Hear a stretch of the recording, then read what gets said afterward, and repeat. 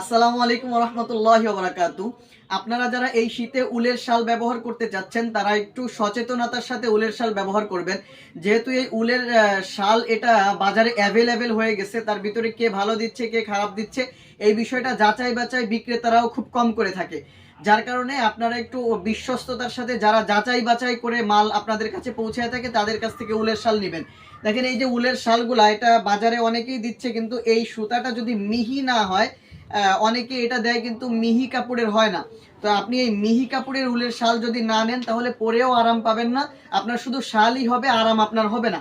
এরপরে এই যে আরো একটা আছে, দেখেন এই যে সাদা যেটা, এটা অত্যন্ত স্ট্যান্ডার্ড এবং খুব প্রিমিয়াম কোয়ালিটির এই চাদরগুলা, এই উলের শালগুলা, এটা ধরেও যেরকম আরাম, পরেও সেরকম আরাম, গায়ে দিয়েও সেরকম শান্তি।